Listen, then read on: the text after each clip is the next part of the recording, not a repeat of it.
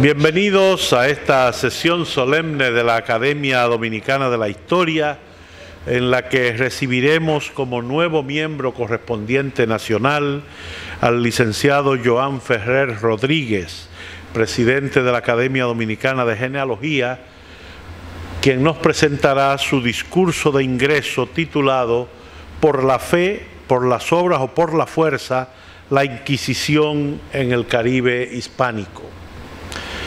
Preside esta sesión solemne la presidenta de la Academia Dominicana de la Historia, la doctora Muquien Adriana Sambén, acompañada de los miembros de la Junta Directiva, quien les habla, el vicepresidente Adriano Miguel Tejada, el tesorero don Manuel García Arévalo y el vocal don José del Castillo Pichardo. Damos la más cordial bienvenida a los miembros de número, expresidentes de esta academia, los miembros correspondientes nacionales, colaboradores y el público que siempre nos acompaña en esta actividad.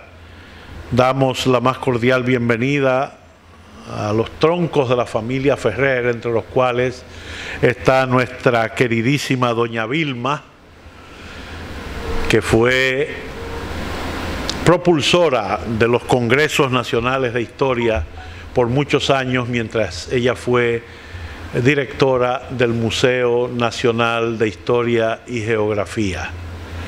Sean todos bienvenidos a esta ceremonia e inmediatamente escucharemos las palabras de la doctora Muquien Sambén, presidente de la Academia Dominicana de la Historia. Buenas noches. Para mí es un placer dar la bienvenida a todos ustedes, en especial a nuestro querido Joan, a su abuela, porque aunque no es hereditario, ambos tuvieron los méritos de ser miembro correspondiente, a doña Vilma Benzo, que durante muchos años estuvo con nosotros en la academia y se hacía sentir, a su esposo Doñito y a toda la familia Ferrer, Rodríguez, Ferrer, Benzo. Aquí está toda la familia de Joan acompañándole y dándole respaldo a sus hijos, a su esposa que están aquí presentes y a sus hermanos. Con la presentación de Joan cerramos las sesiones solemnes de los miembros correspondientes que fueron electos el año pasado por la Asamblea General de la Academia Dominicana de la Historia, en que fueron electos los miembros correspondientes: Joan Ferrer, Reina Rosario, Fernando Infante y Carlos Andújar. Con esta presentación de Joan cerramos este ciclo. Ya fueron presentados también los discursos de los dos miembros de números electos y ya miembros de pleno derecho, Santiago Castro Ventura y Miguel Guerrero. Así que la nueva Junta Directiva, que toma posesión el próximo mes, deberá hacer una nueva asamblea cuando lo considere suficiente para elegir los puestos vacantes que están tanto a nivel de los miembros de número como de los miembros correspondientes. Así que te felicito de corazón, no solamente por tu amor hacia todos estos trabajos de historia colonial, sino porque contigo entra una nueva generación a la academia, que es la que nos va a sustituir, porque ya nosotros estamos prácticamente en retirada y con él sí es verdad que hay sangre nueva aquí en la Academia de la Historia. Muchas gracias.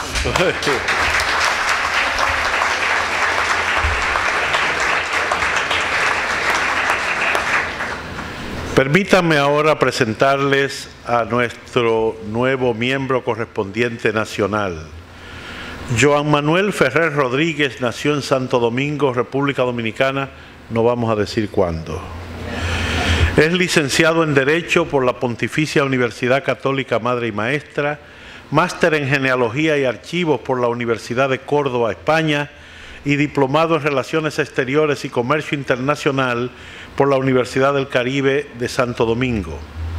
Ha realizado estudios de Historia, Paleografía y Relaciones Internacionales en las universidades de Princeton, Exeter, Navarra, Autónoma de Madrid, Carlos III de Madrid, Juan Carlos de Madrid, el King's College de Londres y el School of Oriental and African Studies de la Universidad de Londres.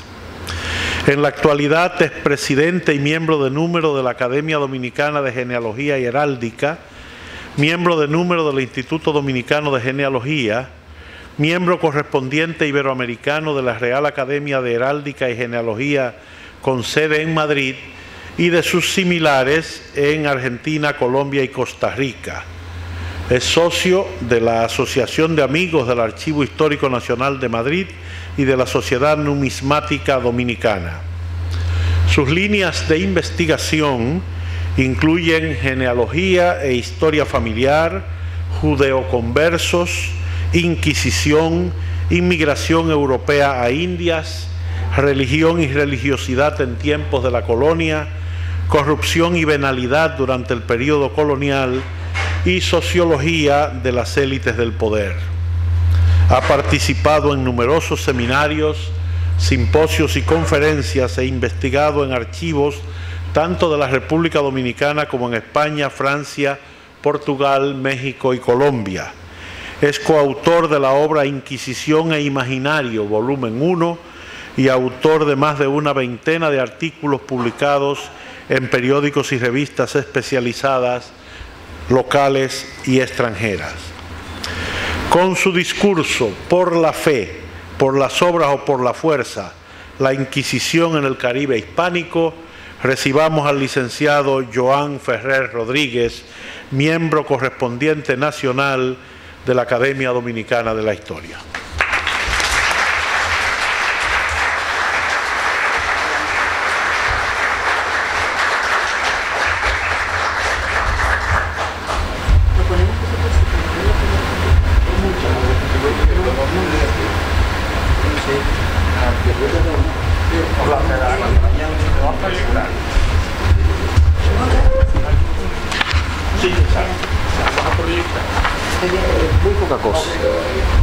Muy poca cosa.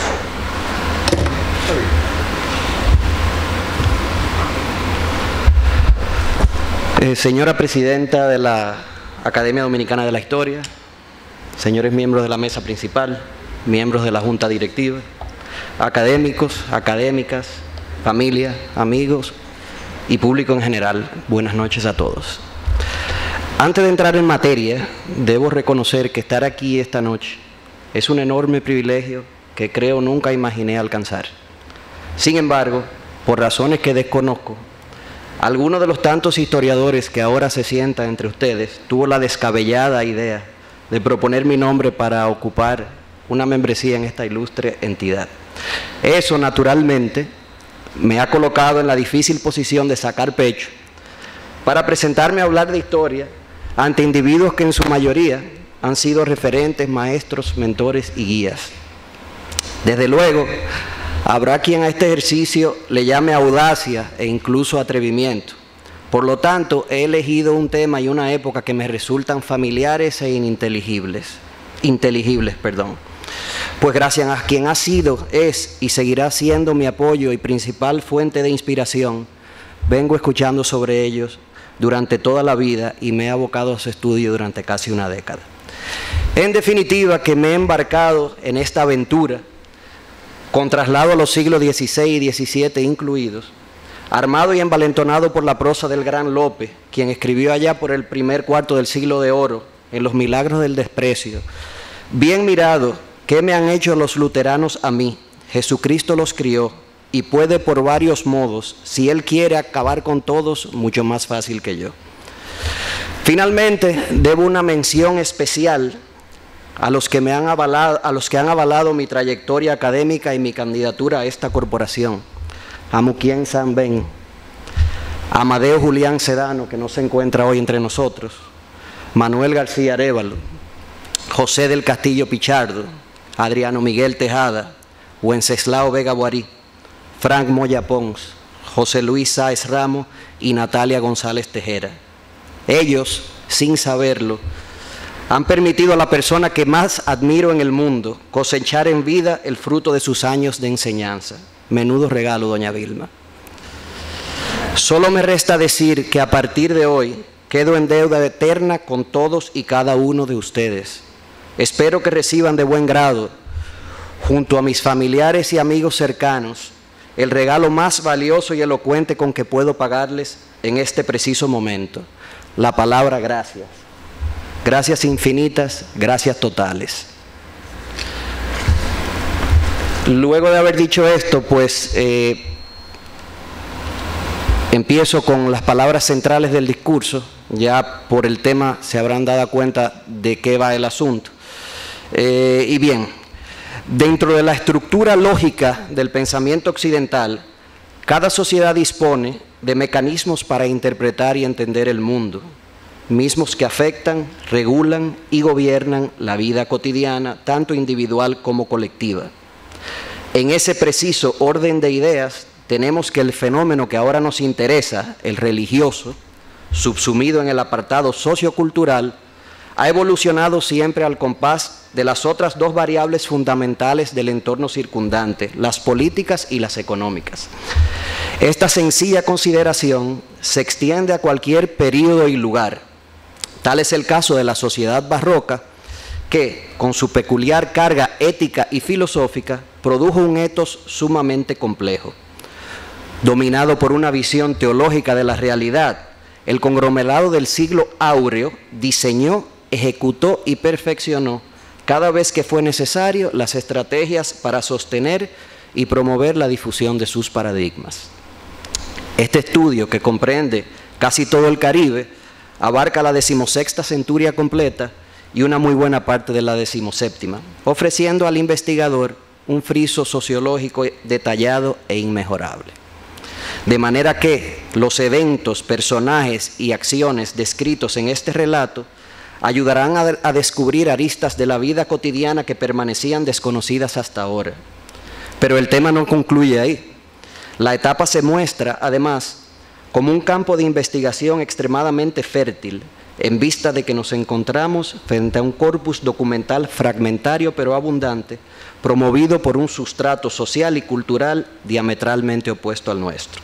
Ya no se trata de ajustar cuentas con la cultura patriarcal, ni con las circunstancias que fomentaron su instalación. Antes bien, intentaremos reescribir un guión amplio y mucho más verídico, vertebrado alrededor de algunos tópicos que antes habían sido excluidos. Establecidos los criterios de partida, trataremos a continuación de calibrar el verdadero peso histórico de las herejías, porque, y en esto coincidimos con Greenleaf, no existe mejor manera de estudiar una sociedad y de adentrarse en sus intersticios que a través de sus herejes, sus insubordinados y sus disidentes.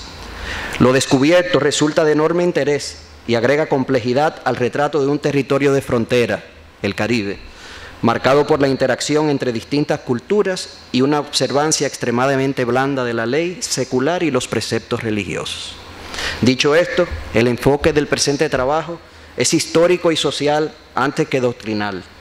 No se trata, por tanto, de entrar a explicar las interioridades de la cosmogonía europea, indígena y africana, ya que son aspectos que podrían desviarnos del objetivo principal. Por eso, en los párrafos siguientes, nos limitaremos a desgranar aquellas cuestiones dogmáticas que a nuestro juicio se concatenan con la línea argumentativa a la que pretendemos adherirnos. Se ha de apuntar últimamente que el resumen que hoy entregamos ha sido elaborado con un sentido pedagógico y didáctico. No debe descuidarse tampoco el hecho de que, impulsados por el afán de divulgación, nos proponemos abordar un tópico que ha sido desatendido por el canon historiográfico criollo. Como ya hemos escrito en otra parte, etimológicamente, el término castellano herejía proviene del occitano hereje, que deriva del latín tardío heréticos y a tu vez del griego airéticos. Según el diccionario de la Real Academia Española, se emplea para designar un error sostenido con pertinacia en relación con una doctrina religiosa. Por su parte, el Tesoro de la Lengua de Covarrubias, en su edición de 1616, señala que en nuestra lengua castellana y en todas las de los católicos que militan debajo de la Santa Iglesia Católica Romana, siempre significa deserción y apartamiento de la fe, y de lo que tiene y cree la dicha Santa Madre Iglesia.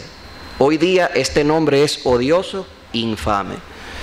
Coloco esa cita ahí para que tengan una idea de la visión que tenía el individuo de la sociedad barroca, eso extraído del del Tesoro de la Lengua de Covarrubias, la visión que tenía el individuo de la sociedad barroca de lo que era la herejía. Queda claro entonces que se trata de una serie de prácticas apartadas del credo oficial que tienden a alterar la pax de turno, promoviendo el sectarismo y el cisma. Para el medievalista galo Le Goff, cualquier reflexión sobre el particular debe partir primero del hecho de que no hay hereje aislado, todo lo cual nos obliga a contemporizar con ese insigne abanderado de la retórica analista y considerar la herejía como un fenómeno psicosocial altamente contagioso.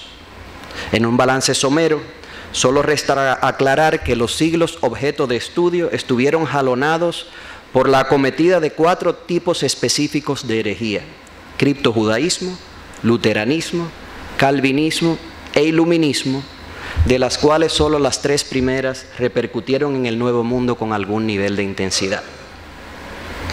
Llegados a este punto, conviene señalar que la doctrina o credo oficial, cualquiera que ésta sea, recibe el nombre de ortodoxia y tiene su origen en la voz tardolatina ortodoxia, concepto histórico que significa opinión correcta.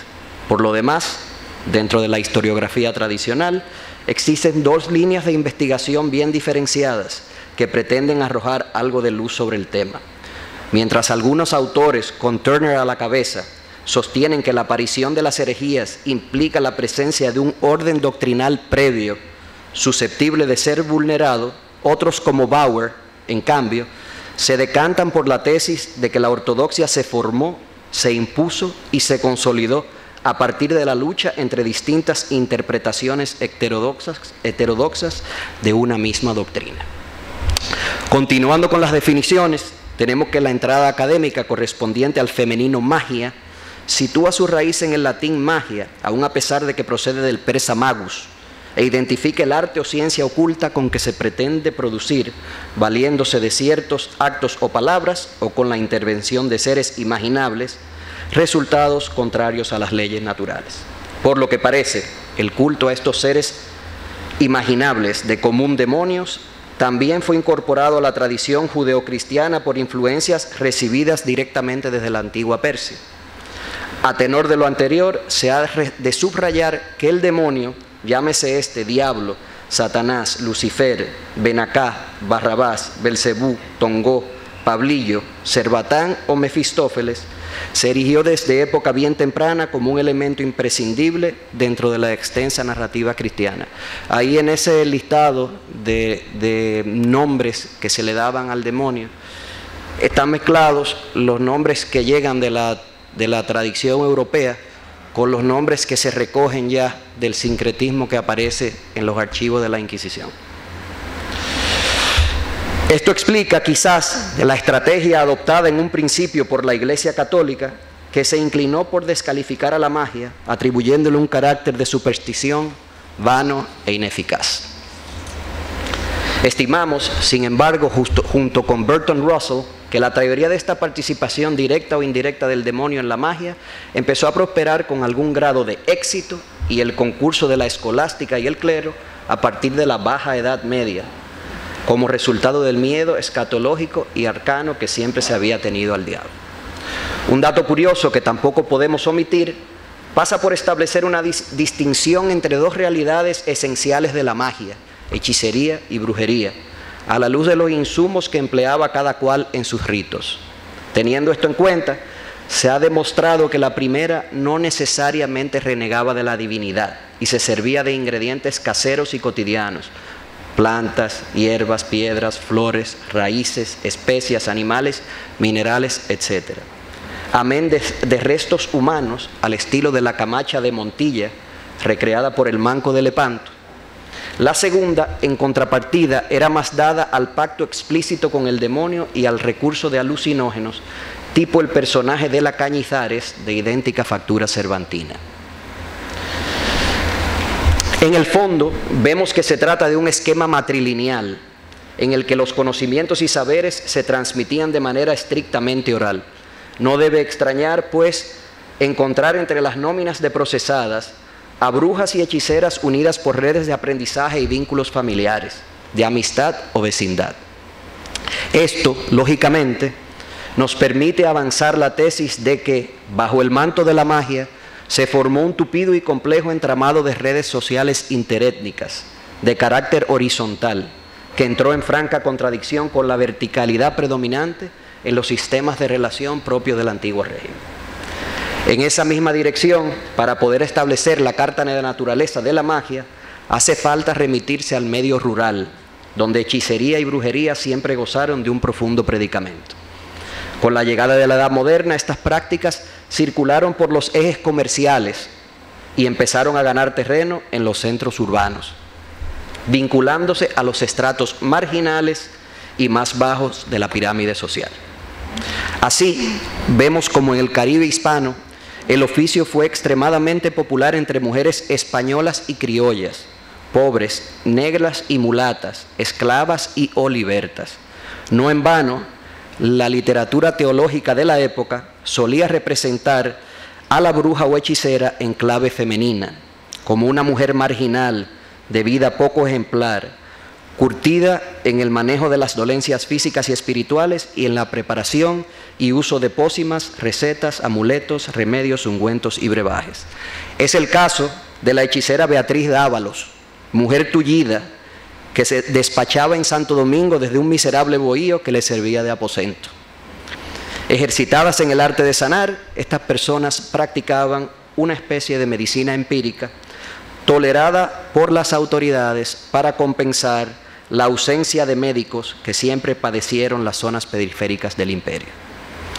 Apartada cualquier duda, es necesario observar que la magia que se insertó en la dinámica cotidiana de antaño bebía del fanatismo, mezclaba lo divino con lo profano y era concebida tanto por las élites como por los sectores populares como una herramienta que contribuía a mejorar la calidad de vida, ahuyentando los males acuciantes que asomaban día tras día.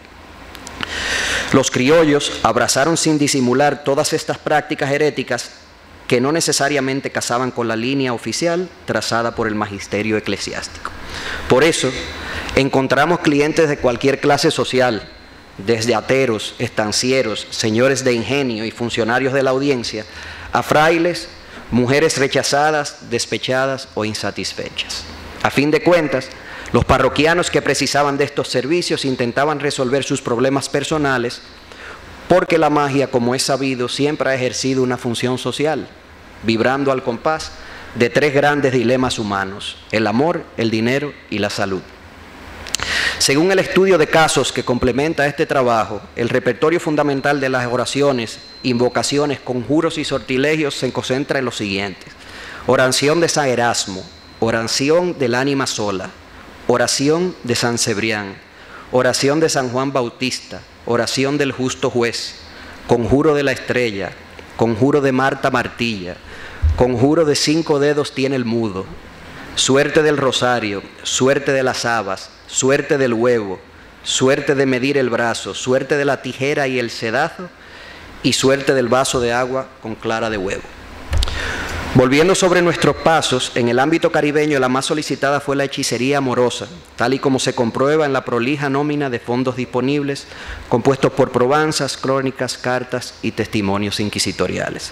Lo corrobora Crespo Vargas al recoger uno de los conjuros utilizados por Josepa Ruiz, negra horra oriunda de Santo Domingo, apresada por la Inquisición en 1621 y procesada en 1622 por hechicería.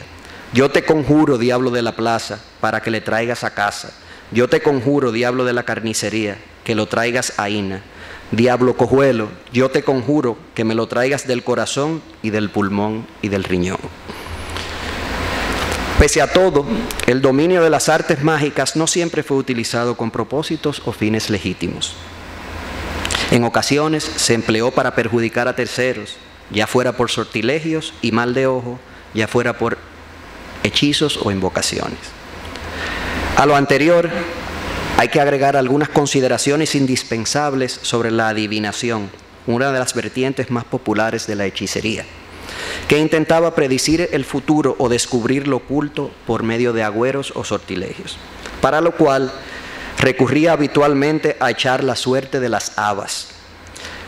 A falta de estas habas se utilizaban granos de maíz o caracoles, como recoge Ortiz para el caso cubano, o cualquier otro objeto similar. Es de sobra conocido que durante la puesta en escena y para agregar dramatismo, estas habas se conjuraban en Dios, el Espíritu Santo, San Pedro, San Pablo, San Cosme y San Damián, entre otros. Si bien es cierto que la imagen de la magia ha sido deformada por la teología cristiana, el sincretismo se hace patente por múltiples vías.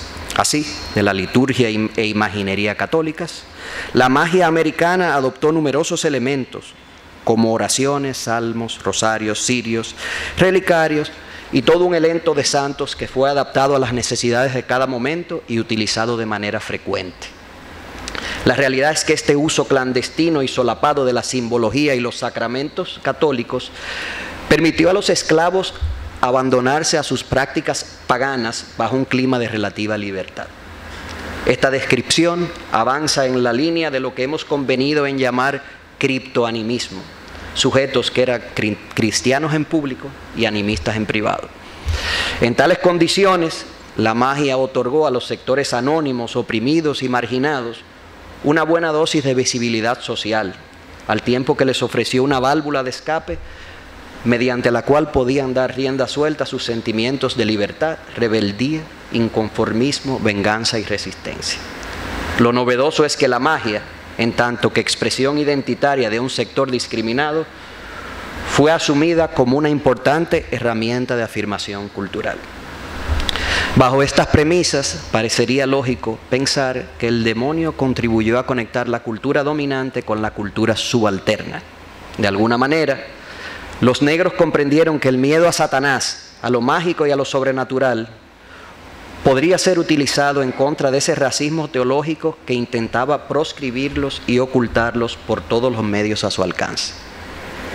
Extrapolando las conclusiones de Ruggiero Romano, en ausencia de un debate cultural abierto entre sujetos de distintas creencias, las comunidades autóctonas e introducidas adoptaron el concepto europeo y occidental del demonio y lo sometieron a un proceso de mestizaje cultural y religioso. Esto significa que el diablo llegó a las Indias a través de un discurso monológico que se apoyó en la doctrina, la prédica, el catequismo, el arte sacro, la dramaturgia y la literatura, de la mano de los mismos agentes encargados de combatirlo. Lo cierto es que como no hubo espacio para la voz del otro, el perfil del diablo americano terminó ajustándose mucho más al de la tradición europea que al de cualquier otro origen etnográfico. Esto significa que adquirió los mismos atributos físicos y de personalidad, el macho cabrío, pestilente, negro o rojo, censurados por la línea de pensamiento dominante. La asimilación de la brujería a la herejía también es producto de la 14ª centuria y se prolongó hasta el siglo de la conquista, como se desprende de las instrucciones contenidas en las bulas Summi Desiderantes Affectivus de Inocencio VIII, Antiqua Iudeorum Improbitas de Gregorio XIII y de la lectura de sendas cartas apostólicas, la Honestis Pretentium Votis, promulgada por León X, y por último, aunque no por ello menos importante, de la Epístola Contra Christianam Fidem, obra de Adriano VI. La clave, empero, está en que la visión inquisitorial predominante en la parcela iberoamericana fue muy distinta a la del resto de la Europa cristiana, sobre todo porque atendió a los detalles prácticos antes que a la teoría y al dogma. Las leyes que funcionaban allí, aquí se dislocaban. Pero el tema no concluye ahí. Hemos de citar asimismo a Gareis, que apunta: la interpretación jurídica que se daba a cada caso variaba según las circunstancias en las cuales se había producido la acción delictiva y el momento histórico en el cual se desarrolló cada proceso. De modo que la idea de que las brujas y hechiceras se valían de la flaqueza humana y de la debilidad de la gente para ganarse algún dinerillo, se abrió terreno y ganó adhesiones dentro de las filas del Santo Oficio español y americano. En cuanto a ese carácter venal de la hechicería, Fray Martín de Catañega informaba ya en la primera mitad del siglo XVI que, por experiencia, vemos cada día que las mujeres pobres y clérigos necesitados y codiciosos, por oficio toman de ser conjuradores, hechiceros, nigrománticos y adivinos, por se mantener y tener de comer abundosamente, y tienen con esto las casas llenas de concurso de gente. Precisamente una cuestión anudada y harto discutida es la actitud que asumió la Iglesia frente a la mujer. Desde sus orígenes, la teología católica se vio dominada por actitudes y tendencias machistas, refrendadas por los textos de los padres de la Iglesia, que insistieron hasta la saciedad en conjugar el concepto del Dios hombre con el precepto de la imagen y semejanza, para concluir con la tesis de que el género femenino, inferior y perverso, no gozaba de la misma preeminencia que el masculino. Esta ausencia, delineada también como una imperfección, contribuye a explicar el hecho de que, a ojos de la Iglesia y a través de la magia, la mujer haya cedido a las perennes tentaciones del demonio, arrastrando al hombre consigo y atentando contra el status quo. Es decir, que el miembro más subordinado de la sociedad patriarcal era también el más peligroso. No es casualidad, como apunta Caro Baroja, que algunos de los elementos más lúgubres del entorno cotidiano, como la noche, la luna y la muerte, se hayan visto vinculados permanentemente a lo femenino. Curiosamente, Renacimiento y Barroco adoptaron y perfeccionaron esta actitud marginadora y misógina, que llegó incluso a ser avalada por algunos de los principales exponentes coetáneos de la ciencia médica. En conclusión, y esto ha sido ya tratado por Muchenblet, la naturaleza femenina fue sometida a un proceso profundo y constante de revisión, redefinición y censura. Bajo semejante estado de cosas, Malinowski medita sobre un aspecto clave en la relación magia-religión. Esto es, las coincidencias evidentes entre sus lógicas operativas. Para este antropólogo polaco se deben considerar como instrumentos complementarios, puesto que a través de la historia los individuos han recurrido tanto a la una como a la otra para satisfacer necesidades perentorias. El francés Durkheim, por el contrario, reconoce una serie de diferencias fundamentales que pasan por atribuir una dimensión social a la religión frente a la dimensión puramente individual que distingue a la magia.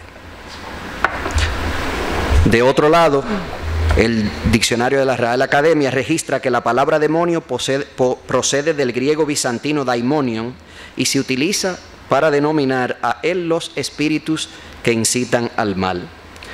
En términos estrictamente mitológicos, el daimonium era una divinidad menor, pues no figuraba en el catálogo de los grandes dioses griegos. Podía, en cualquier caso, ser bueno o malo y fungía como intermediario entre dioses y hombres. Por extraño que parezca, la connotación maléfica o diabólica con que ha llegado hasta nuestros días le fue dada nada más y nada menos que por los agentes del cristianismo. Quiere esto decir que la transformación del discurso religioso en lo tocante a los rasgos malignos y pérfidos del diablo arranca en 1215 con el Cuarto Concilio de Letrán y coincide con el resurgir del dualismo maniqueo y priscilianista, encarnado entonces por cátaros y albigenses. El diablo lateranense, constituido ya en herramienta política, se erigió en la imagen por excelencia del castigo divino para los heterodoxos.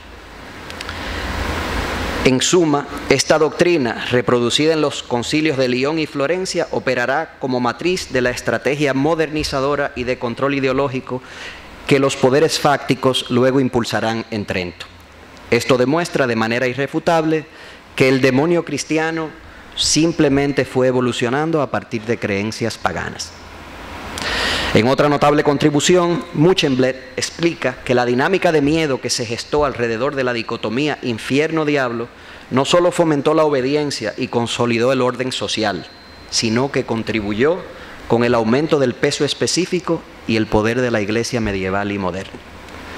La hipótesis formulada por López Pereda sostiene que si existió un momento histórico en el que la idea del mal, personificada en el diablo, adquirió una fuerza sin precedentes, este fue sin duda la Alta Edad moderna.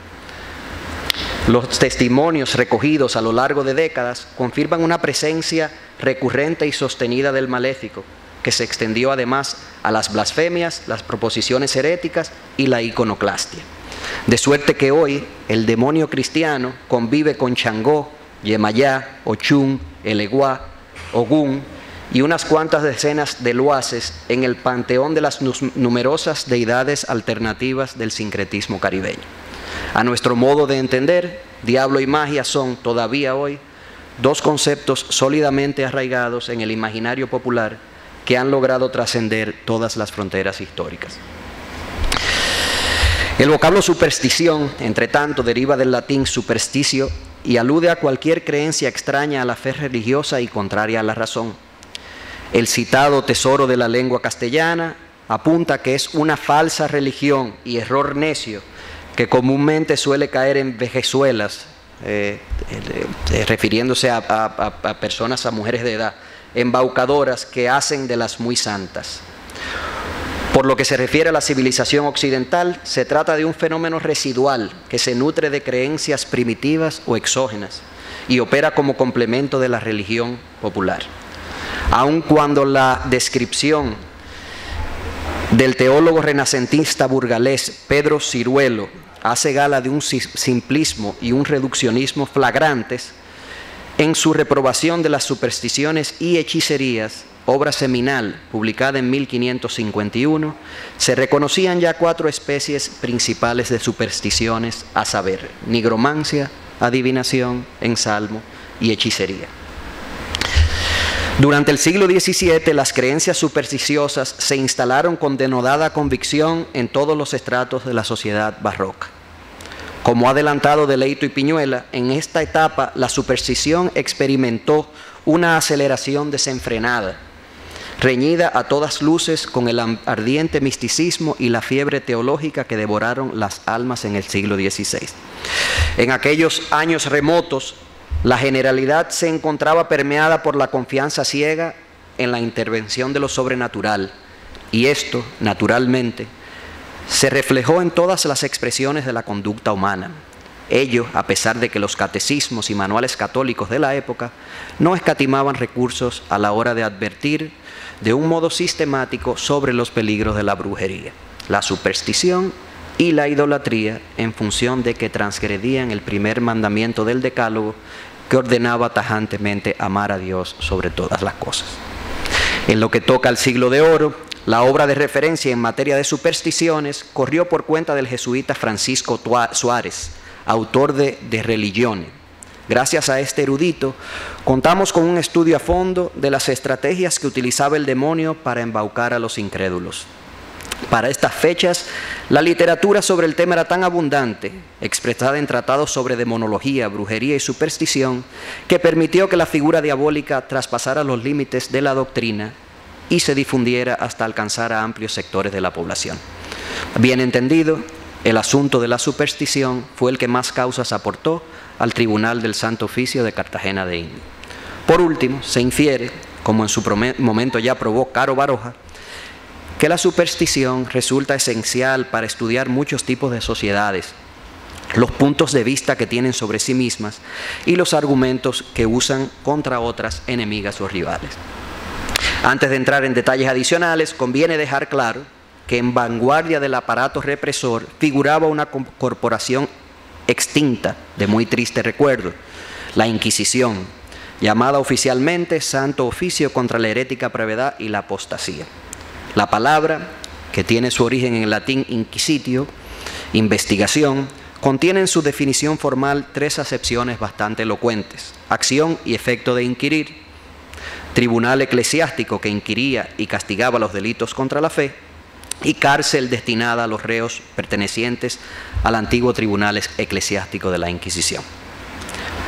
Para conocer el marco en el que se desarrolla la cuestión, cuando hablamos de hechicería, superstición, magia, demonismo y herejías renacentistas y barrocas, nos referimos básicamente a manifestaciones culturales que hunden sus raíces en la Edad Antigua, en particular en lugares como Persia y el Medio Oriente, se estructuraron alrededor de un sistema dualista de fuerte influencia maniqueísta y de la dicotomía del bien y el mal como principios contrarios y antagónicos, prosperaron durante el agitado periodo de las persecuciones religiosas, es decir, siglo XIII al XVIII, evolucionaron a partir de una serie de elementos filosóficos, teológicos, psicológicos, sociológicos y antropológicos, se fueron entretejiendo de acuerdo a condiciones espaciotemporales bastante específicas y fueron sometidas de manera totalmente inopinada al arbitrio de la jurisdicción inquisitorial. De ahí que para valorar en su justa dimensión el tema objeto de estudio, es recomendable despojarse de los prejuicios laicos, científicos y racionales del presente y entender que nos aproximamos a universos lejanos en referencia al europeo, el africano y el amerindio, así como al elenco racial y cultural producto del sincretismo y la combinación de los tres. También es oportuno aclarar que esta reseña concede similar importancia a cada una de las expresiones heréticas, considerándolas a todas desde una perspectiva objetiva, desapasionada y sobre todo neutra. Sin embargo, nos hemos visto forzados a enfatizar sobre la brujería, la hechicería, el luteranismo y el criptojudaísmo en razón de aspectos de fondo como la dispersión geográfica y de limitantes de forma como la extensión del trabajo y el volumen de la documentación disponible. En líneas generales, la imaginería, la liturgia, la concepción de la divinidad y la cosmovisión vigentes en el mundo occidental a la vuelta del primer milenio formaban parte de un amplio acervo mágico-religioso heredado del mundo antiguo. Y algo que es igualmente importante es que el proceso de sacralización del orden temporal, es decir, la construcción de la sociedad cristiana, se empezó a gestar en la fase de transición de la antigüedad tardía hacia la alta edad media y fue fijándose de manera gradual y con algún extremo de rigor durante el resto del medioevo, hasta que logró consolidarse en el siglo XVI, merced a la profunda renovación formal, ética y moral decretada por la Asamblea Conciliar Católica reunida en Trento entre los años de 1545 y 1563. Hoy podemos afirmar, sin temor a equivocarnos, que en la minúscula ciudad del Tirol se impuso una línea dura que condujo a la Iglesia por los derroteros de la intolerancia. El canon salió de allí reforzado, resuelto a perseguir y castigar con renovado celo a cualquiera que violentara la ortodoxia. Este modelo de iglesia, abocado a la reforma del clero y al combate de las herejías, se sostuvo sobre la estructura de los concilios provinciales que regularon las costumbres en todas y cada una de las distintas diócesis. Luego de Trento, el clero empezó a vigilar y controlar con mayor rigurosidad el comportamiento exterior de los creyentes, a través de un sistema que funcionaba por conducto del bautismo, la confesión, la penitencia y la absolución, y se aseguraba de que la grey cumpliera en todo momento con sus obligaciones para con la Iglesia. Obligaciones, por otra parte, que se volvían cada día más onerosas, fomentando un proceso generalizado de inconformidad y relajación de las costumbres. A efectos prácticos, la Iglesia tridentina, en cuanto instrumento secular empleado para sustentar y legitimar el poder terrenal, logró reforzar la vigencia que ostentaba desde tiempo del emperador Constantino. Pues bien, como ha puesto de manifiesto Benito Ruano, el epicentro de todo este movimiento revisionista, conocido popularmente como la Contrarreforma, se fue deslizando hasta España, porque en ningún otro país occidental decidió hacer de su condición cristiana un rasgo sustantivo como la España medieval. Para la monarquía española, la dilatatio Christianitatis, a través de la defensa del dogma, se convirtió en un asunto de Estado. El argumento abre, no obstante, otro debate, porque se trata de una sociedad estamental, jerarquizada, en la que la Iglesia dominaba todos los aspectos de la vida diaria y ejercía una poderosa influencia sobre su obsecuente y numeroso rebaño de adeptos. Todo apunta a que, efectivamente, el sistema de relaciones se sirvió del dogma como factor de inclusión y o exclusión social. Los ya citados trabajos de Ruano, por solo nombrar un ejemplo, refieren que las discriminaciones civiles y jurídicas a que fueron sometidas las minorías terminaron por constituirse en los auténticos ejes vertebradores de la vida en sociedad. Se trata, sin más, de los estatutos de limpieza de sangre, protocolos que operaron desde el siglo XV en adelante como hilos conductores de la política de discriminación. Más allá del aspecto étnico y religioso, hay quien considera los estatutos como un mecanismo de la sociedad feudal para defenderse del esquema burgués que fue ganando terreno con el avance de los cristianos nuevos y se prolongó hasta la caída en desgracia del conde duque de Olivares. A nuestro modo de entender, el pensamiento antiherético español y por extensión su homólogo americano del siglo XVI no se puede interpretar sin la figura de San Agustín, obispo de Hipona, referente por antonomasia de los artífices de la Contrarreforma, cuya obra permitió a los poderes fácticos caracterizar herejías y supersticiones en todo el ámbito del occidente cristiano. Según las reglas y preceptos que gobiernan toda la estructura del pensamiento agustiniano, la herejía se ubica en un plano filosófico y teológico radicalmente opuesto al de la verdad. Además, en opinión del mitrado latino, la magia y por consiguiente la herejía exigía que existiera voluntad de asociación entre hombre y demonio. Este último, en tanto agente del mal, se valía de la magia para seducir y corromper a los hombres. Pese a ello, el mayor impacto en el corpus jurídico de la Iglesia Católica se debe a Santo Tomás de Aquino, quien en Summa Theologiae, la célebre Secunda y Secunda, en Summa Theologica 2, Cuestione 11, artículo 2, establece que la herejía es una especie de infidelidad de quienes dicen profesar la fe de Cristo, pero corrompen sus dogmas. Este teólogo italiano, abanderado de la escolástica y padre de la teología sistemática, ordenó de manera racional el voluminoso aparato de creencias formulado por los autores de la patrística y lo combinó con otras tantas heredadas directamente del mundo antiguo en una especie de constructo adaptado a las necesidades del cristianismo medieval.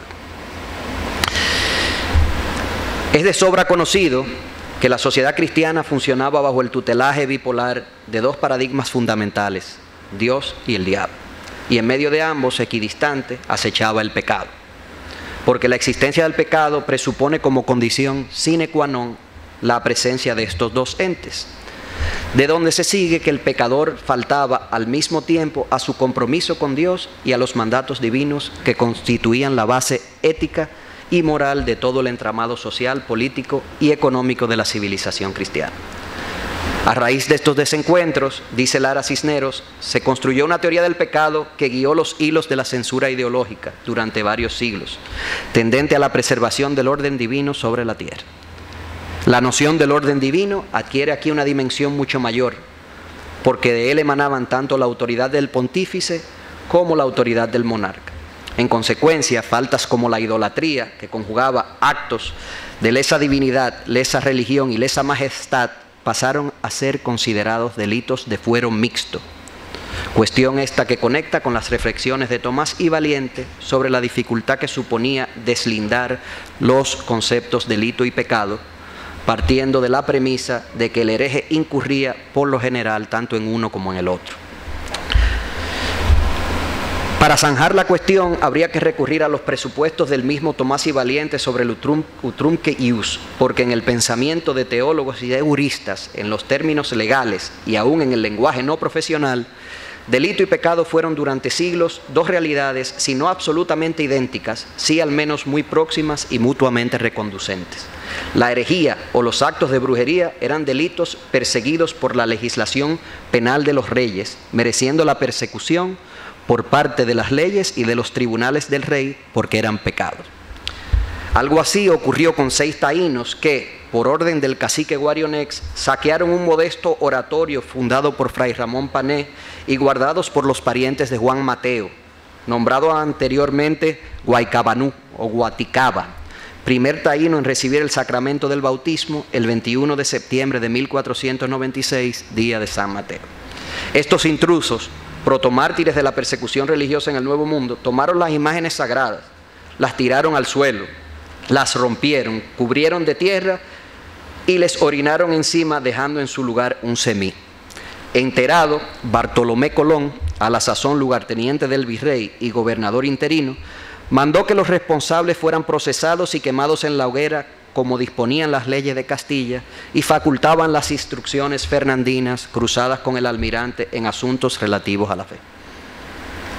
De gran riqueza informativa, la obra de Pané, un verdadero etnógrafo avant la lettre, Añade que la isla tiene gran necesidad de gente para castigar a los señores cuando son merecedores de ellos y dar a conocer a aquellos pueblos las cosas de la santa fe católica y adoctrinarlos en ella.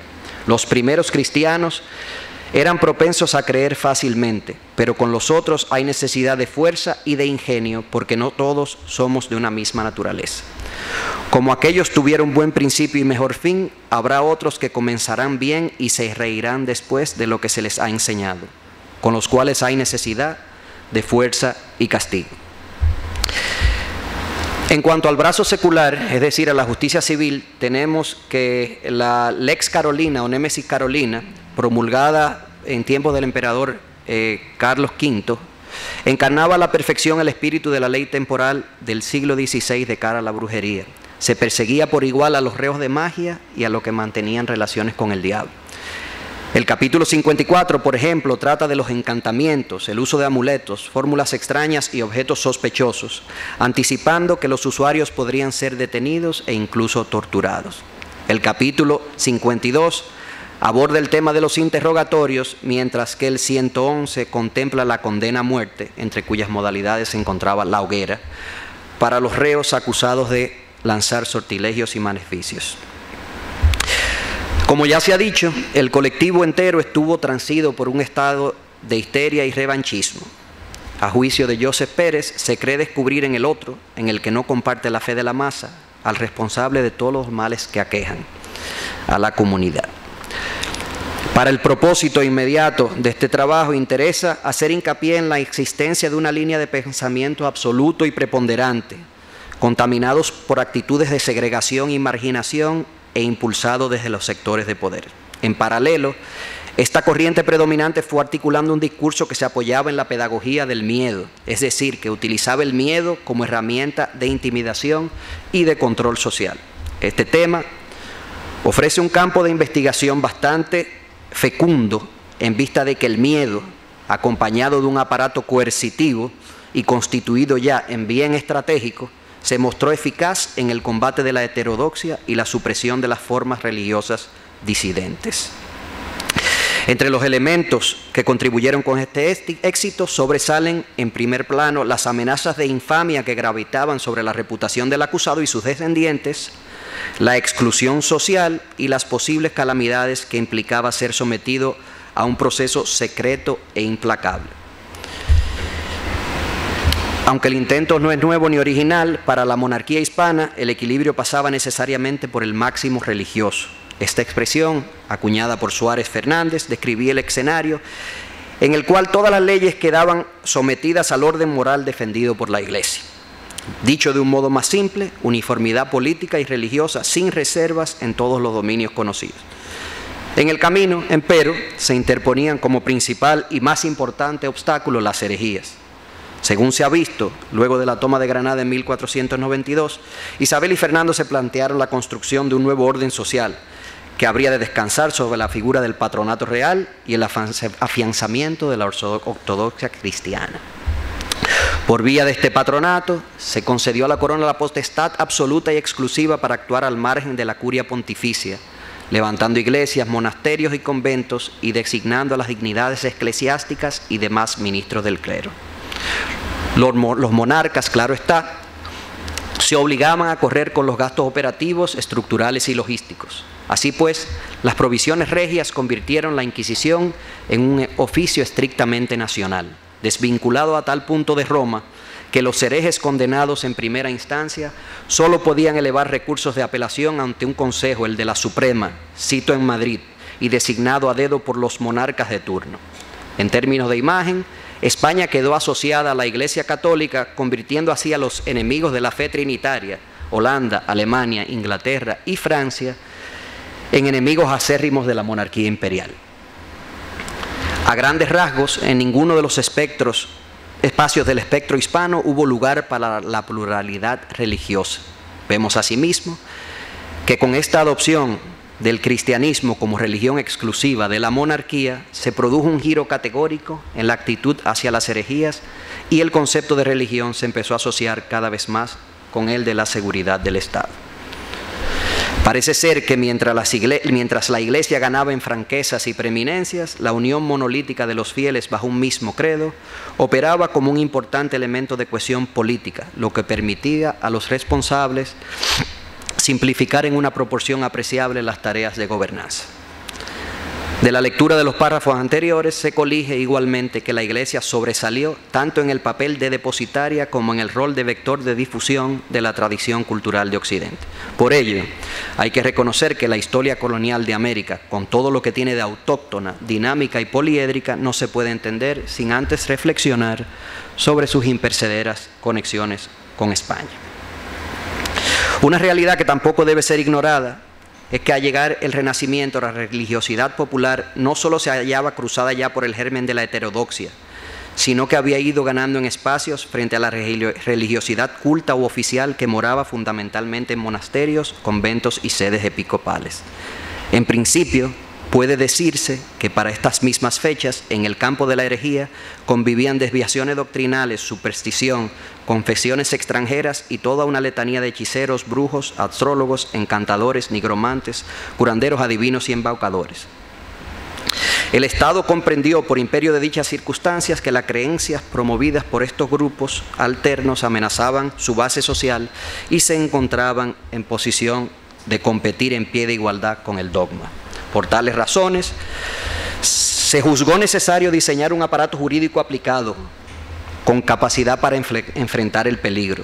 Se trata de la Inquisición episcopal, que devino a seguidas en Inquisición pontificia o papal y luego en Inquisición moderna.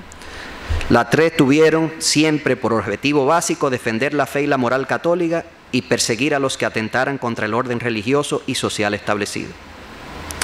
Esto sugiere que en los siglos XVI y XVII nos encontramos frente a una iglesia militante, lanzada abiertamente en contra de los conversos y la iconoclastia protestante, cuya furia destructora llegó a su clímax durante el Bilderstorm, que tuvo lugar en Europa durante el siglo XVI y que a su paso por los Países Bajos, Suiza, Inglaterra, Francia, el Sacro Imperio y Dinamarca, entre otros, destruyó o despojó a las iglesias y conventos de todas sus imágenes sagradas. Lo asombroso es que lo mismo cabe decir de la campaña iconoclasta emprendida por los castellanos en América contra los ídolos de los pueblos prehispánicos. El espacio temporal que reclama nuestra atención se corresponde con la primera. Hay una división que hace Ricardo García Cárcel de los periodos inquisitoriales, que no es sobre la Inquisición española, y el marco espacio temporal que reclama nuestra atención corresponde con la primera, segunda, tercera y cuarta de esas etapas que García Cárcel establece, dominadas las tres por el absolutismo feudal y tridentino de los Habsburgo. Hechas estas observaciones, tenemos que en la española, por ejemplo, la institución procedió con distintos niveles de intensidad en etapas de longitud desigual, muy bien definidas. Una que empieza en 1511 y concluye en 1530, y la otra que dio inicio cerca del año de 1558 y culminó en 1610. Aparecen, claro está, actos de reconciliación esporádicos, sin conexión aparente con ninguna corriente herética, como es el caso del año 1656, en que un puñado de ingleses, acaso abandonados en tierra o capturados en alguna incursión fallida, recibieron el bautismo en la Catedral de Santo Domingo. Lejos de ser puramente anecdóticos, los testimonios recolectados en 1526 durante la fase de instrucción del proceso contra Álvaro de Castro demuestran que los dichos comisarios han usado el dicho santo oficio de inquisición en este dicho obispado.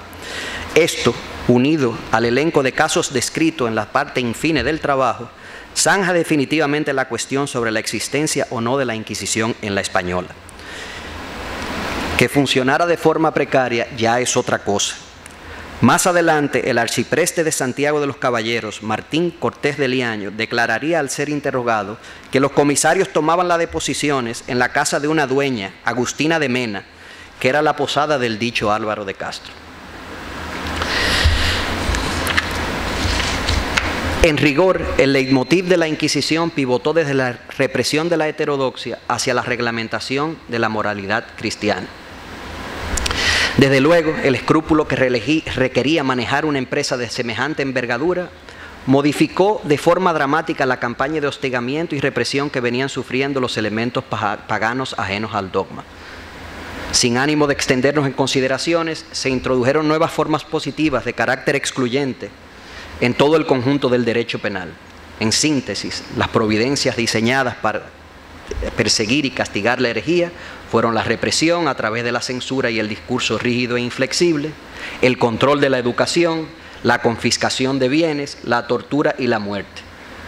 Por esta misma vía, el demonio y algunas de las principales herejías pasaron a ser considerados paradigmas de insatisfacción y sedición. Un mito de larga data, que todavía hoy perdura, es que la legitimidad de monarcas y pontífices provenía directamente de Dios, con lo cual la herejía quedaba asimilada a la disidencia política. En resumidas cuentas, puede decirse que aparte del carácter de secretismo, las herejías, el demonismo y la magia empezaron a compartir también la condición de ilegalidad.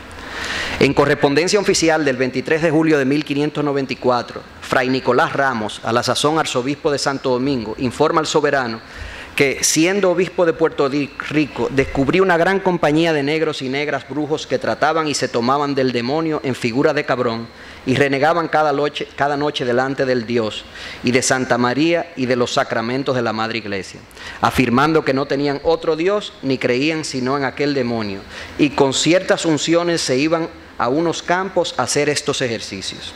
Yo, procediendo jurídicamente, hice justicia, azotando y desterrando a algunas, y a 3 particularmente hice abjurar de vehemente, porque sin tormento ni amenaza confesaron de su delicto, y los amos de las negras apelaron del destierro de sus esclavas, y durante la apelación del destierro tornaron las 3 que habían abjurado a reincidir y ser relapsas, como conta de su propia confesión voluntaria, sin tormento ni amenaza. Por lo cual no pude dejar de relajarlas al brazo seglar. Cuando se habla de relajar al brazo seglar, es enviar a la se pasaba a los reos a la justicia civil, porque la Inquisición, como tribunal eclesiástico, no ejecutaba las penas, la ejecutaban la justicia civil, y la relajación al brazo seglar era pasar a los condenados a la justicia civil, que era quien se encargaba de quemarlos, guiándome en todo por el capítulo Ad Ambolendam de Hereticis. Resulta a todas luces evidente que la institución vivía por y para el control de la información. En tal virtud, la represión material y corpórea se hizo acompañar de una serie de herramientas intelectuales, mientras tiraba de infinidad de recursos ideológicos y propagandísticos. De manera que el derrotero de los indiscriminados estuvo marcado por varias obras fundamentales. El Manual de Inquisidores, compuesto por el teólogo gerundense Nicolau Aymeric hacia la séptima década del siglo XII, Practica Officit Inquisitionis de 1323, suscrito por el inquisidor de Toulouse Bernardo Gouy, El Martillo de las Brujas de Heinrich Kramer y Jacob Sprenger, el Traité des Anges et Démons, producto de las cátedras dictadas en París previo a la masacre de San Bartolomé por Juan Maldonado, y la Disquisitionum Magicarum de Martín del Río, que aparecieron entre 1599 y 1610. Bueno, y por último, el Índice de Libros Prohibidos, editado por el Santo Oficio y sus continuadores jurídicos desde 1559 hasta 1948. De esta guisa, junto a los libros que contravenían el aparato doctrinal de la Iglesia, se proscribieron también obras indispensables y apologéticas sobre las que se apoyaba el dogma, como la Biblia, prohibida durante la 16ª centuria bajo el alegato de que su contenido se podía prestar a malas interpretaciones. Se establecieron con esto la base para sistematizar la censura.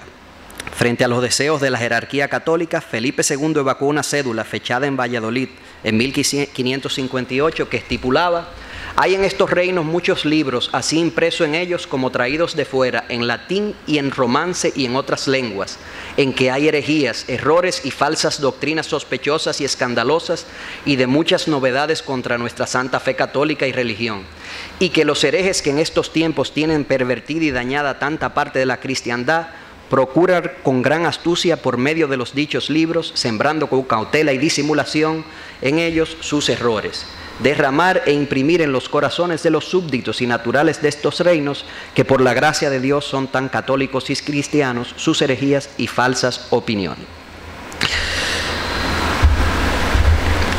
Para rematar, una carta calzada con la firma de Juan Martínez Tenorio, firmada el 16 de noviembre de 1618, solicitaba se nombrase un funcionario que asistiese al comisario del Santo Oficio con asiento en Santo Domingo en las labores de inspección de los navíos, buscando libros prohibidos bajo cubierta.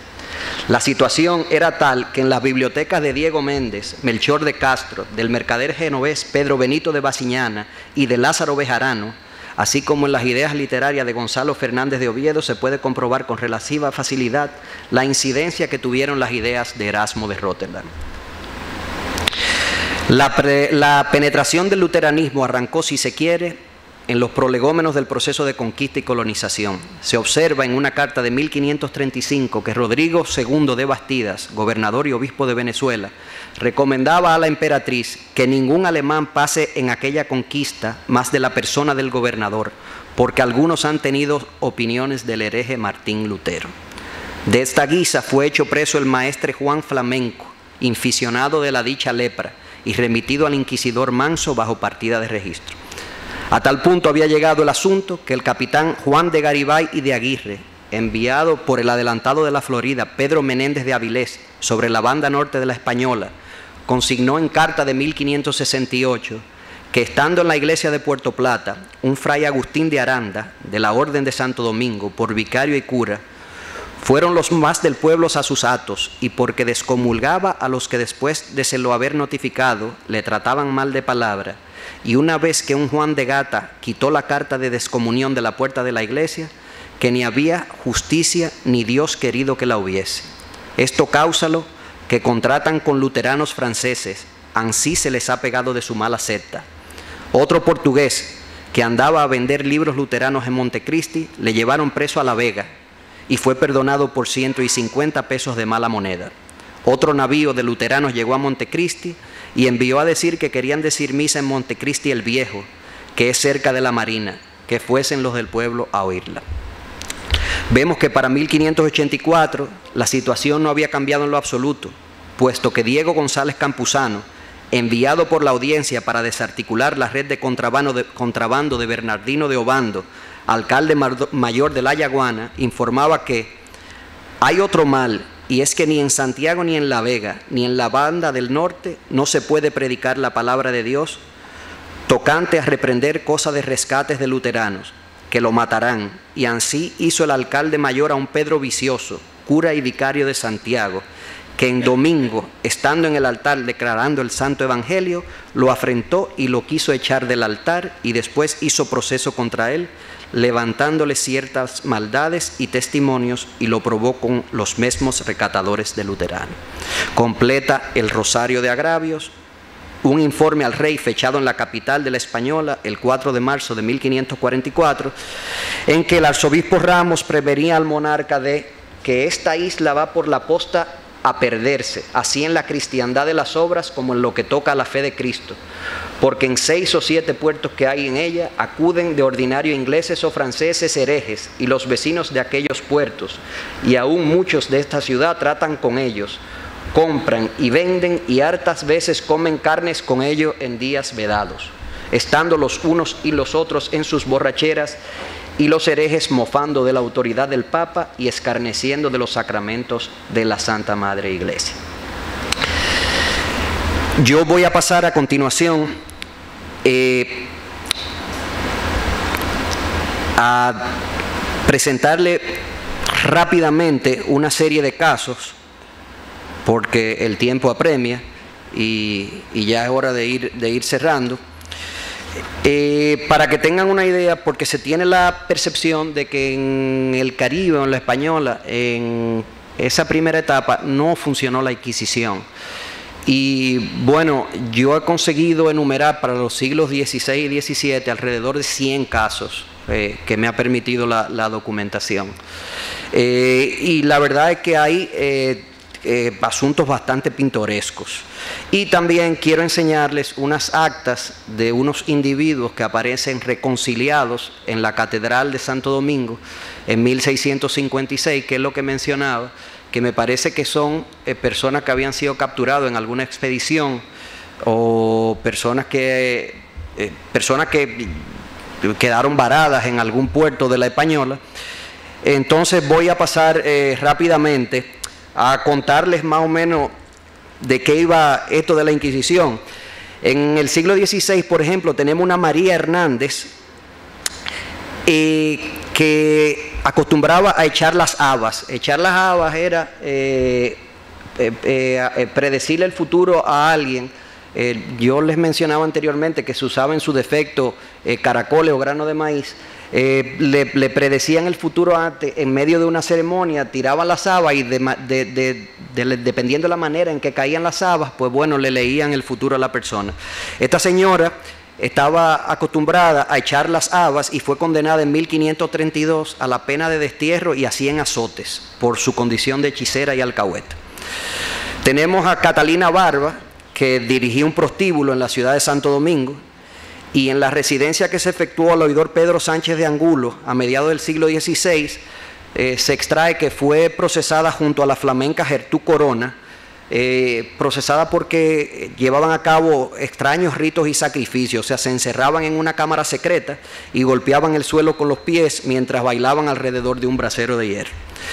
Cristóbal Camacho era un especialista en pócimas y brebajes elaborados a base de polvo y granos de maíz, y era entendido en un antiguo juego de manos con las cartas que se llamaba masecoral. Tenemos a Ana María de Robles, que ya fue procesada en Cartagena, acusada de bruja y de asistir a las juntas y a los aquelarres, y confesó haber aprendido 3 conjuros de cierta persona en la ciudad de Santo Domingo. Salió en un auto de fe en Cartagena con insignias de bruja y hechicera, hábito de reconciliada y una soga en el pescuezo. La sentencia incluyó además hábito por 1 año, 100 azotes, confiscación de bienes y destierro por 10 años. Isabel de Barrientos era otra mujer natural de Santo Domingo. Se le acusó de efectuar el sortilegio del vaso de agua con clara de huevo y la oración del Señor San Juan Bautista. Salió en el auto de fe particular realizado en la Catedral de Cartagena en 1627, con insignias de bruja y hechicera. Abjuró de levi y recibió orden de destierro por espacio de 3 años. Hay un sujeto que, aunque no es de Santo Domingo, es muy curioso, es Antón Carabalí, un esclavo de etnia carabalí residente en La Habana. Fue acusado de brujo, hechicero y de tener un pacto con el demonio, preparar pócimas y recitar conjuros. Reconoció con cierta dificultad que era curandero de diferentes enfermedades, que el demonio grande había tenido más lugar de engañarle por ser nuevo en la fe y no bastante instruido por su corta capacidad y haber poco que vino a estas partes. Entonces el diablo, él alegaba que el diablo le asignó de compañero un diablillo que se llamaba Pablillo.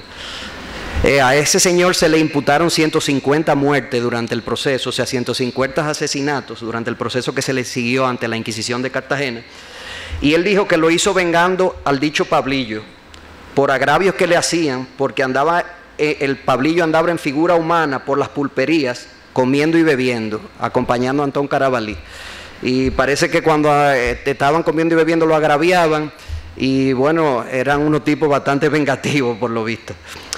Este Antón Carabalí se evadió de la cárcel de la Inquisición y fue capturado varios días después gracias a los pregones que se pronunciaron al efecto. Fue reconciliado en 1628 y condenado a recibir 200 azotes, 2 años de cárcel y encierro perpetuo en Cartagena, en cuyo colegio de los jesuitas recibiría la correspondiente instrucción en cuestiones de la fe. Entre los luteranos y calvinistas, bueno, hay casos de varias expediciones que arrancan desde 1584, individuos que atraparon en la Yaguana. Hay después otro grupo que lo atrapan en 1594, pero no voy a pasar sobre eso porque les voy a enseñar las imágenes de lo que encontré en 1656. Luego tenemos a los conversos de judíos. El primero de los importantes, digamos, fue Blas de Villasante. Este individuo llegó en la flota del virrey Diego Colón en 1509 a bordo de la nao Santiago y pasó a Puerto Rico cerca de 1519. Fue escribano mayor de minas, regidor, tesorero, propietario de un hato ganadero en Culebrinas, y casó con una señora de muy buena familia, Teodora de Castellón, que era dama de la virreina Doña María de Toledo. Cuando se descubrió que era descendiente de conversos, se le despojó de sus oficios y se le confiscaron sus bienes, y fue hecho preso por el obispo Alonso Manso junto a su hermano, que también era regidor. Hay otro individuo que participó en la conquista de México, no fue procesado aquí, pero sus crímenes sí se cometieron aquí. estuvo en la Noche Triste junto con Cortés. Y según Greenleaf, la principal acusación que pesaba contra él, de nombre Hernando Alonso, era que había bautizado 2 veces un niño en Santo Domingo, una vez en el templo y otra en su casa. En la ceremonia privada, los invitados colocaron al niño en una palangana, vertieron vino sobre su cabeza y el vino corrió por su cuerpo, y cuando escurrió de sus genitales, lo recogieron en una copa y lo bebieron los presentes, mientras bailaban alrededor de la palangana y cantaban los que los testigos llamaron canciones judías, en especial Dominus Deus Israel Egipto. Eso es extraído de los procesos de Inquisición. Además, por Davis se sabe que este individuo había flagelado un crucifijo mientras estuvo en Santo Domingo. En 1594 tenemos a un grupo de judíos que trataban de escaparse a Inglaterra, pero por mala suerte para ellos atraparon al que tenían toda la documentación que le garantizaba el pasaje, y bueno, fueron procesados los 4. Y un caso curioso de un converso de judío es el de Luis de Páez. Es un negro esclavo residente en Santo Domingo y fue denunciado por el comisario Tomás Rodríguez de Sosa, quien le acusó de haber guardado la ley de Moisés. Además, se verificó que este individuo estaba circuncidado. Para que fuera un negro esclavo, se presume que debía haber sido un individuo que nació en el seno de al servicio de una familia conversa y que por tanto lo circuncidaron y siguió practicando la ley de Moisés. Tenemos los blasfemos. Hubo una cruzada, si se puede decir, bastante amplia contra la blasfemia en Santo Domingo en las 2 primeras décadas del siglo XVI. Y ahí encontramos, por ejemplo, a Ana de Rivera, que era una vecina de Santiago de los Caballeros en 1514, y a esta señora se autodenunció por blasfemia y fue condenada a ser afrentada y azotada, y fue amordazada y paseada a lomos de un burro por las calles de Santiago, y se le propinaron 50 azotes. Hay otro individuo, que este individuo ya es quizá más conocido porque da nombre a un accidente geográfico de la isla, que es Martín García, que da nombre a la Sierra de Martín García, y fue un activo propietario de esclavos y mercader sevillano que fue procesado por blasfemia. El obispo Manso lo condenó a salir en procesión pública con una mordaza en la lengua, descalzo y con una candela en la mano. Fue rehabilitado luego de cumplir destierro, y una cédula real de 1555 le ordenó regresar a Sevilla a hacer vida maridable con su mujer. Nadie escapaba de la garra de la Inquisición. Ante la Inquisición de Cartagena fue procesado un individuo que fue nada más y nada menos que gobernador de Puerto Rico, Diego de Aguilera y Gamboa, y que estaba casado con una persona de muy buena familia en Puerto Rico. Este individuo fue procesado por blasfemia y tuvo que guardar, la prisión que se le decretó fue guardar reclusión en el convento de la Orden de Predicadores de la ciudad de San Juan. Hay otra categoría que son las proposiciones heréticas. Ahí hay un individuo como Lázaro Bejarano. Tenemos que en las proposiciones heréticas por lo general incurrían los sacerdotes, porque proposición herética era algo que traspasaba la frontera del dogma. O sea, cualquier cosa que se prestara a una mala interpretación podía ser juzgado por una proposición como una proposición herética. De ahí que en el renglón de las proposiciones heréticas aparezcan fundamentalmente religiosos. Hay un caso que, hablando de Inquisición en el Caribe, en la primera etapa de la colonia, no se puede dejar de mencionar, aunque no fue perseguido aquí, sino que fue perseguido en Sevilla, y es Rodrigo de Jerez. Este individuo, Rodrigo de Jerez, viajó junto a Colón en el primer viaje, y le tocó bajar a tierra con otro personaje que se llamaba Luis de Torres. Rodrigo de Jerez aprendió el arte de fumar tabaco y se llevó ese arte de fumar tabaco de vuelta a España. Cuando llegó a España, botando humo por la boca, su esposa lo denunció ante la Inquisición. Fue acusado de brujería y se le condenó como pecador infernal por fumar en público. Tenemos a personajes muy principales de la colonia, como Juan Fernández de las Varas. Juan Fernández de las Varas fue el propietario del inmueble donde hoy está el Panteón Nacional, en la calle Las Damas. Y este individuo, o sea, era un individuo muy bien conectado en la metrópoli, y a pesar de ello fue desterrado a Sevilla y tuvo que guardar prisión. Y por último, hay otro aspecto en el cual nada más encuentro un caso en todos los archivos inquisitoriales que se denomina solicitación.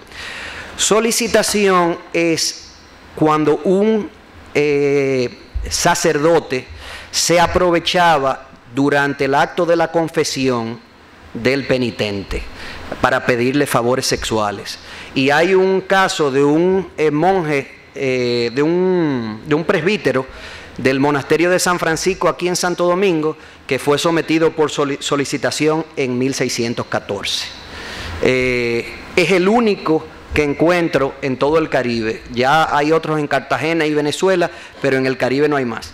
Dicho esto, le quiero enseñar, esto no es nada, no es una presentación, pero no quería dejar de enseñarles. Este es el tipo de propaganda, a la izquierda, el tipo de propaganda que estaba prohibido. Eso es propaganda de una obra de Melanchthon, y al lado está el índice de libros prohibidos en la derecha. Ese es uno de ellos de 1628. Bueno, miren aquí, en 1656 Tomás, un inglés, fue reconciliado a la Santa Iglesia Romana. Fue su padrino el capitán Damián del Castillo Vaca, regidor de esta ciudad. Y bueno, ahí enumera los testigos. Luego tenemos de nuevo en 1656, bueno, este es en enero, este es en junio Mateo, en junio también, el mismo día, Jonás. La más curiosa es esta, la de Juan, en julio también de 1656, que dice: puse óleo y crisma a Juan, hereje protestante de nación inglés. Fue su padrino el capitán don Francisco Garavito. Y por último tenemos, no, parece que ese se quedó. Había otras dos actas más de 1656, lo que me hace pensar que en actos muy discretos de reconciliación, estos individuos fueron obligados fueron penitenciados y obligados a aceptar la fe católica y a convertirse al bautismo, y bautizarse y convertirse a la fe católica. Con esto termino, les agradezco por su atención, buenas noches a todos.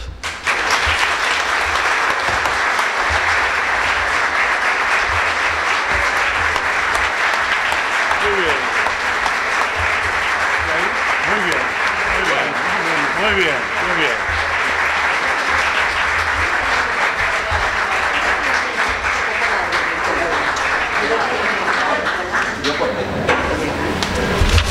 Inmediatamente la presidenta de la Academia Dominicana de la Historia procederá a entregar el diploma que acredita al licenciado Joan Ferrer como miembro correspondiente nacional de la Academia Dominicana de la Historia.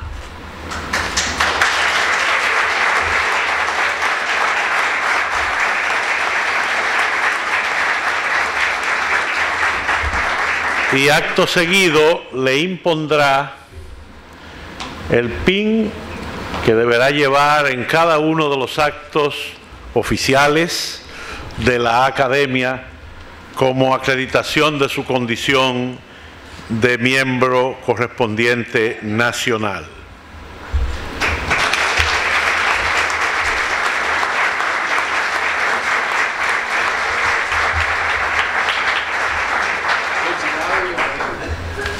Permítanme ahora invitarles a las próximas actividades de la Academia. Este sábado 27 celebraremos en Asua el seminario de historia local con el tema Subregión del Valle, Historia, Economía y Sociedad, siglos XIX y XX, en la sede de la Universidad Tecnológica del Sur. Habrá un autobús disponible para 50 personas, hay más de 30 ya inscritas, para aquellos residentes en Santo Domingo que deseen asistir. Para reservar el cupo hay que hacer un pago de 500 pesos que incluye transporte, refrigerio y almuerzo. Los autobuses saldrán a las 6:30 de la mañana desde el parqueo del Archivo General de la Nación. El lunes 29, en la sede de la Academia, será la puesta en circulación del libro Historia General del Pueblo Dominicano, tomo 4, presentado por el doctor Roberto Casá, miembro de número y expresidente de la Academia Dominicana de la Historia y director del Archivo General de la Nación, y por el coordinador del tomo, el presidente electo de la Academia Dominicana de la Historia y miembro de número, licenciado José Checheco. Y el miércoles 31 a las 7 de la noche será la reinauguración de la remodelada Capilla de la Soledad, que fue la sede original de la Academia al lado de la Iglesia de las Mercedes, y que a partir de ese día volverá a ser sede de la Academia para todos sus actos. O sea que esta remodelación, se hizo con el apoyo del gobierno dominicano y fondos de la Academia, por supuesto, para tener una sede para realizar actos como el que hemos tenido, como el que ha tenido lugar esta noche. Al agradecer a la Academia Dominicana de la Lengua que nos ha cedido su salón, que es más amplio que el que tenemos allá arriba, para celebrar este acto, y a todos ustedes su presencia, les invitamos a un brindis que tendremos a la salida de este salón y en el patio de nuestra academia, y desearles muy buenas noches a todos. Muchas gracias por su asistencia. Hasta la próxima.